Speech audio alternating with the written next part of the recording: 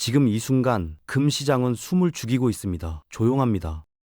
너무 조용해서 오히려 소름이 돋을 정도죠. 그런데 이 고요함, 평화로운 게 아닙니다.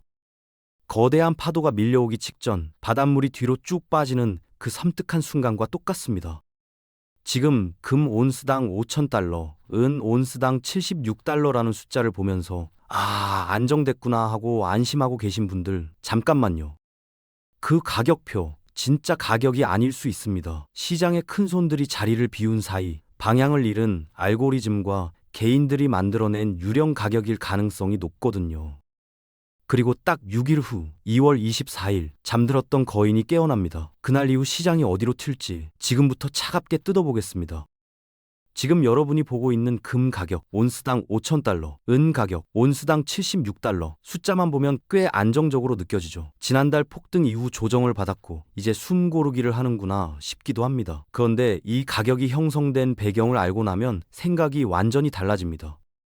지금 이 순간 세계 자본시장의 3대 축이 동시에 멈춰 있거든요.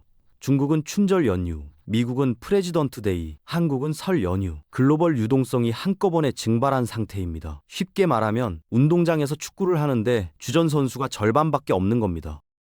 이런 시장을 얇은 시장이라고 부르는데 이 상태에서는 작은 매도 물량 하나에도 가격이 3에서 5%씩 요동칩니다. 실제로 런던 시장에서 눈에 띄지도 않는 소규모 물량이 나왔을 뿐인데 가격이 순식간에 출렁이는 일이 벌어졌습니다. 누군가 슬쩍 떠보는 거죠. 보이지 않는 손들이 텅 빈 운동장에서 조용히 테스트를 하고 있는 겁니다. 그러니 지금 보이는 가격을 진짜 시장의 합의라고 믿으시면 곤란합니다. 대형 기관들, 헤지 펀드들, 각국 중앙은행들, 이 시장의 진짜 무게추들이 자리를 비운 사이에 만들어진 숫자입니다. 회사 대표도 없고 법무팀도 없는 자리에서 신입사원 혼자 계약서, 금액 칸을 채워놓은 것과 다를 바가 없습니다. 도장을 찍기 전까지 그 숫자는 아무 의미가 없죠. 지금 금과 은의 가격이 딱 그 상태입니다. 진짜 협상은 시작도 하지 않았습니다. 큰 손들이 돌아오는 순간 이 유령 가격은 흔적도 없이 사라질 수 있습니다. 2월 24일 달력의 이 날짜를 지금 당장 표시해 두세요. 단순한 월요일이 아닙니다. 세계 실물 자산 시장의 블랙홀, 중국이 긴 잠에서 깨어나는 날입니다. 춘절 연휴 동안 꺼져 있던 상해 금거래소와 선물 시장이 동시에 재가동됩니다. 지금 글로벌 금 시장은 엔진 하나가 꺼진 채 비행 중인 비행기와 같습니다. 흔들리면서도 어떻게든 날고 있지만 언제 균형을 잃을지 모르는 위태로운 상태죠. 그 꺼진 엔진이 바로 중국입니다. 전 세계 정제 은의 60에서 70%를 소비하는 나라, 금 수요에서도 압도적인 비중을 차지하는 나라가 시장에 없었던 겁니다.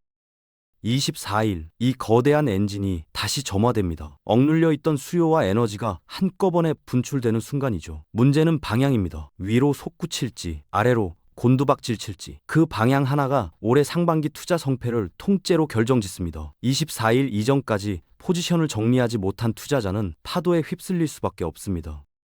중국인들이 금을 사는 이유가 달라졌습니다. 불과 몇 년까지만 해도 금은 혼수 예물이었고 명절 선물이었습니다. 반짝이는 장신구, 부의 과시였죠. 그런데 2025년 중국 금협회 데이터를 보면 충격적인 변화가 나타납니다.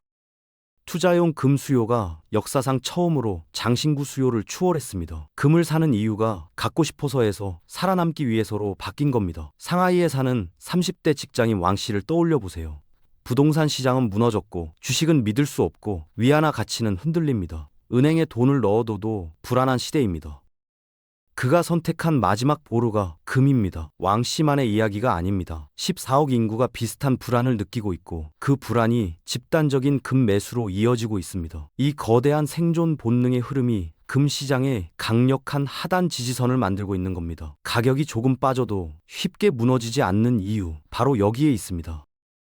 중국 인민은행이 15개월 연속으로 금을 사들이고 있습니다. 총 보유량은 2,308톤, 외환 보유고에서 금이 차지하는 비중이 9.6%까지 올라왔습니다. 숫자만 보면 그냥 큰 나라가 금을 많이 산다는 이야기처럼 들리지만 본질은 다릅니다.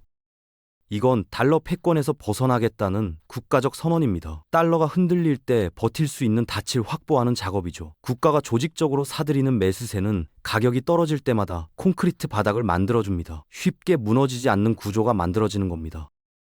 그런데 진짜 변수는 따로 있습니다. 예측 불가능한 중국의 개인 투자자들, 이른바 개미 군단입니다. 이들의 자금은 밀물처럼 한꺼번에 밀려들어 가격을 폭등시키기도 하고 썰물처럼 순식간에 빠져나가며 시장을 초토화하기도 합니다. 국가는 계획대로 움직이지만 14억 개미는 감정대로 움직입니다. 인민은행이 만든 콘크리트 바닥 위에서 개미 군단이 롤러코스터를 타는 구조, 그게 지금 중국발 금시장의 민낯입니다.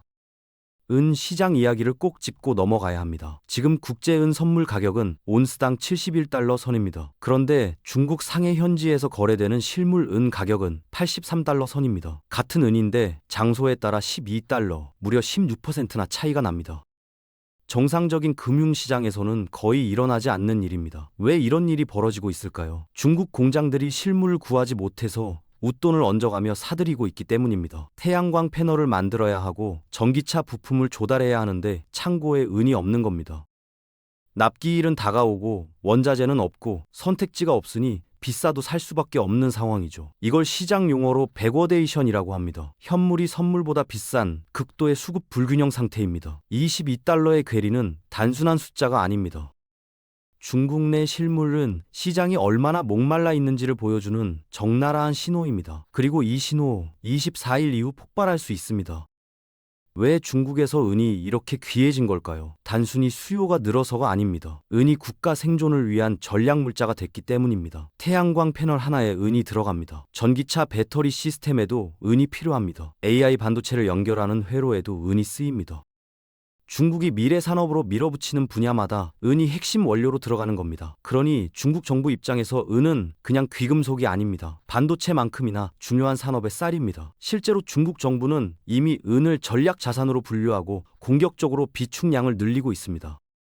여기서 한 가지 시나리오가 등장합니다. 세계 3위 은 생산국인 중국이 내부 수요를 이유로 은 수출을 제한하는 카드를 꺼내든다면 어떻게 될까요? 국제시장의 공급이 한순간에 쪼그라들고 12달러였던 괴리는 그보다 훨씬 커질 수 있습니다. 가능성의 이야기지만 절대 무시할 수 없는 시나리오입니다. 이 카드가 현실화되는 순간 은 시장은 완전히 다른 국면으로 접어듭니다.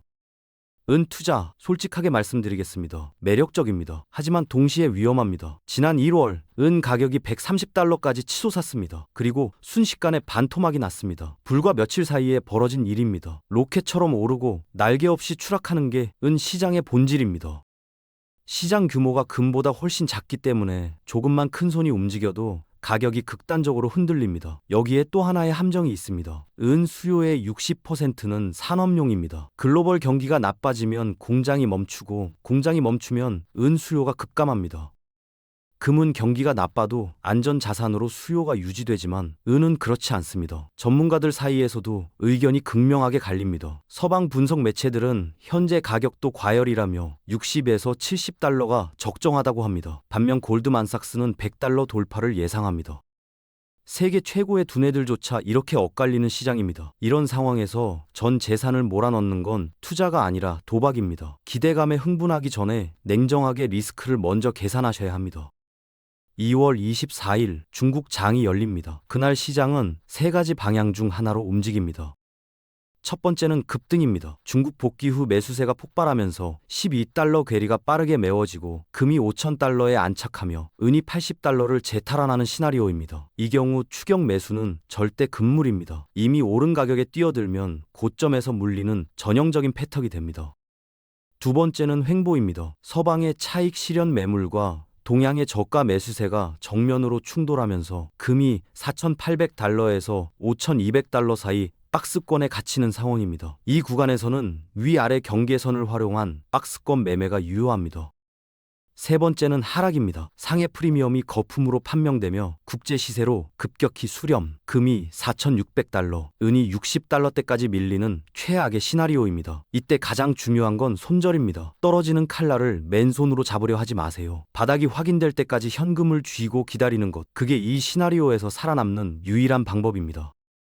2월 24일 당일 여러분이 집중해야 할 시간은 딱 하나입니다. 중국장 시작 후 첫 1시간입니다. 이 1시간이 향후 몇 달의 방향을 결정짓습니다. 상해 시장의 시초가가 어디서 형성되는지, 국제 가격과의 12달러 괴리가 좁혀지는지 벌어지는지 그 방향을 눈으로 확인하셔야 합니다.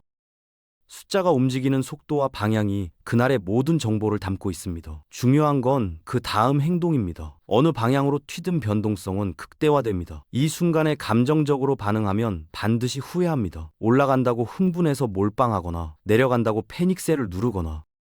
둘 다 시장이 개미에게 놓는 가장 흔한 함정입니다. 현금도 하나의 종목입니다. 기회를 기다리며 현금을 쥐고 있는 것. 그게 때로는 가장 공격적인 전략이 됩니다. 준비된 투자자는 시장에 휩쓸리지 않습니다. 한 발 물러서서 시장을 내려다보며 미리 세워둔 시나리오대로 기계적으로 움직입니다. 24일, 여러분은 파도에 휩쓸리는 사람이 아니라 파도를 잇는 사람이 되셔야 합니다. 금 5,000달러, 은혜 12달러 괴리. 이 숫자들은 준비된 사람에게는 기회이고 방심한 사람에게는 함정입니다. 시장은 절대 예측대로 움직이지 않습니다. 뜨거운 가슴이 아니라 차가운 머리로 대응해야 합니다. 뉴스 헤드라인에 흔들리지 마세요. 전문가의 전망에 휘둘리지 마세요. 오직 가격과 수급이라는 숫자만 보고 판단하셔야 합니다. 2월 24일 시장이 어느 방향으로 움직이든 미리 세워둔 시나리오대로 냉정하게 움직이는 것. 그게 이 냉혹한 전장에서 살아남는 유일한 방법입니다. 여러분의 소중한 자산이 현명하게 지켜지길 바랍니다. 지금 바로 알림 설정 해두시고 24일 첫 1시간을 반드시 함께 확인하겠습니다.